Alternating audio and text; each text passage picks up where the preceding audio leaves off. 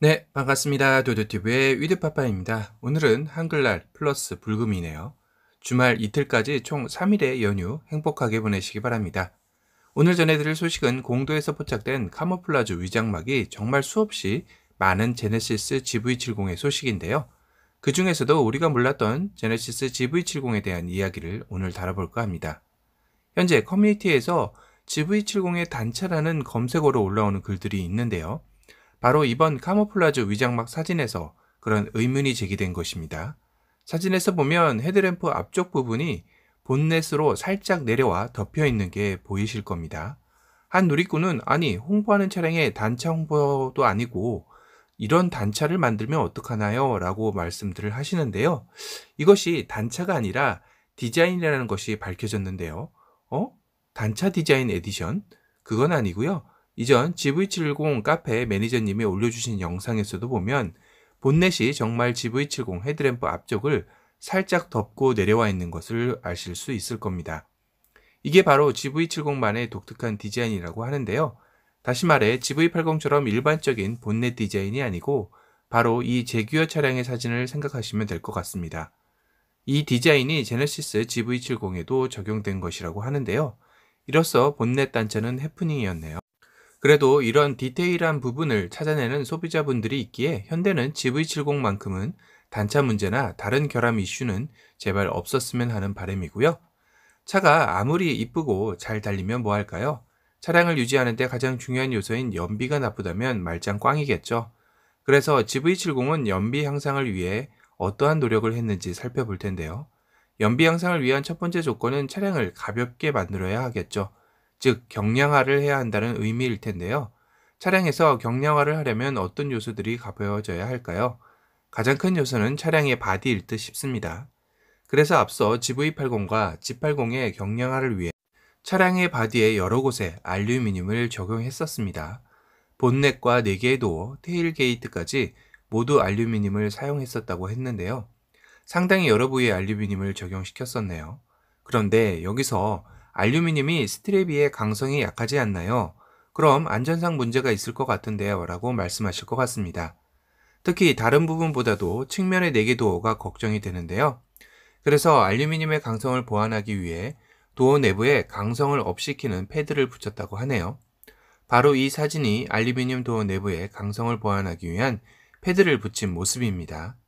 그런데 초기에는 이 패드에서 악취 냄새가 나서 이슈가 되었었다고 하네요. 제네시스 GV70에서는 이런 문제점이 생기질 않는다고 합니다. 왜요? 개선품이 적용되었나요? 라고 하실 텐데요. 아쉽게도 제네시스 GV70 도어에는 알루미늄이 적용되지 않는다고 하네요. 상당히 아쉽긴 합니다. 그럼 경량화를 위한 알루미늄이 제네시스 GV70에는 어디에 적용되었나요? 라고 하실 텐데요. 현재까지 알려진 정보로는 본넷과 테일게이트와 또 한 곳 알루미늄이 적용되었다고 합니다.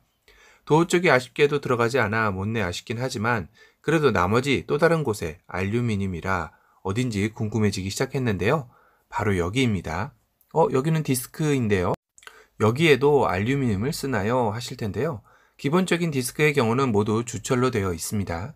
하지만 2017년 현대기아자동차 모터쇼에서 당시 새로운 브레이크 디스크를 만들었다고 했는데요. 주철이 아닌 듀얼캐스트로 안쪽 면 알루미늄을 사용하여 경량화를 시켰다고 합니다. 기존 주철 제품보다 2.4kg 정도 감량을 했다고 하는데요. 그럼 내 쪽이니 거의 9.6kg 정도 감량을 한 것이네요. 하지만 여기서 끝나면 섭하겠죠. 이건 2017년도의 기술이었습니다. 이번 제네시스 GV70에는 이보다 더 업그레이드된 기술이 적용되었다고 하는데요.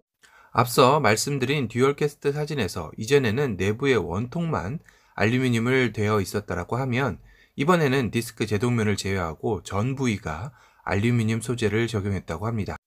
그렇게 되면 앞서 한쪽당 2.4kg 정도라고 했는데요. 얼마나 더 되었을까요? 예상 수치로는 3.5kg 정도라고 합니다. 내 짝이면 14kg 정도를 감량했다고 볼 수 있겠네요. 본넷과 테일게이트 그리고 디스크까지 알루미늄을 적용하면서 차량 경량화를 신경 쓴 제네시스 GV70. 하지만 여기서 끝날 GV70이 아니죠. 기본적으로 자동차에는 조립 시 실러가 정말 여러 곳에 발라져 나온다고 합니다. 실러는 용접 패널 접착부에 바르는 코팅제라고 보시면 되는데요. 주로 차량의 본넷 측면, 트렁크, 하부 등에 전체적으로 안 들어가는 곳이 없을 정도로 틈틈이 모두 발라진다고 합니다. 그래서 전체적으로 발라진 실러는 양이 우리가 상상하는 것보다 상당히 많은 양이라고 하는데요. 그러다 보니 차량 한 대에 들어가는 실러의 무게도 무시 못할 정도라고 하네요. 이를 해결하기 위해 제네시스 GV70에는 제네시스 SUV 최초 무게가 감량된 실러가 적용된다고 합니다. 대략 30에서 40% 정도 무게가 절감된다고 하는데요. 현대에서 개발한 기술로 실러 내부에 에어 파티클을 넣어 무게를 절감하며 실러의 기능 역할은 유지하게 하는 것이라고 하네요. 또 하나 제네시스 GV70에는 연비 향상을 위한 액티브 에어 플랩이 적용된다고 합니다.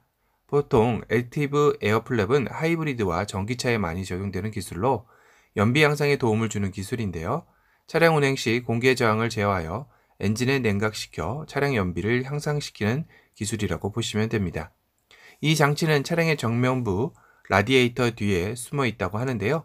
그럼 앞서 말씀드린 알루미늄 사용과 개선된 실러, 그리고 액티브 에어 플랫까지 적용해서 얼마나 연비가 나오는데요? 라고 하실 겁니다. 현재 알려진 정보로는 제네시스 GV70의 고속 연비는 12km 이상 나온다고 하네요. 투싼 풀체인지의 디젤 복합 연비가 13에서 14km임을 감안하면 차체 사이즈가 더 큰 GV70의 복합 연비도 궁금해지긴 합니다. 끝으로 제네시스 GV70 스포츠 모델 위장막 사진인데요. 이 사진의 실내가 포착되어 이전 실내와 다른 점이 포착되었습니다. 바로 시트에 퀼팅 패턴 대신 알칸트라 소재의 느낌이 드는 마감이 되어 있습니다. 오호라, GV70 스포츠 모델에는 시트에 알칸트라 소재가 사용되는군요. 그리고 시트 테두리에 흰색 라인이 잡혀 있는 게 보이는데요. 이건 좀 레드로 해주지 흰색은 조금 없어 보이긴 하네요. 그리고 앞전 센터 콘솔 측면과 도어 팔걸이 측면은 아직 테스트 차량이라 이전 우드 모양이 아니긴 합니다. 어떤 소재가 스포츠에는 사용될지 궁금해지긴 하네요. 앞서 실내 영상에는 운전석 쪽 사진이다 보니 센터 콘솔 반대편이 보이질 않았지만 조수석에서 촬영된 사진이라 센터 콘솔의 디자인이 조수석 쪽으로 사선으로 되어져 있는 게 보여집니다. 평범함을 거부한 디자인 같아 보이네요.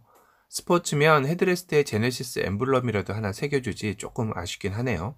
스포츠면 이런 바퀴어퍼 머플러 팁이 들어가겠죠.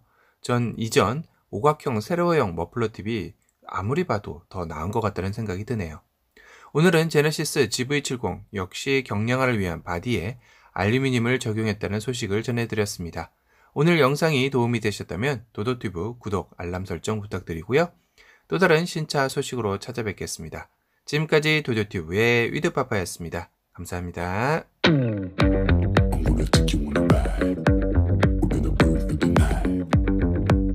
So salty, I still think about it.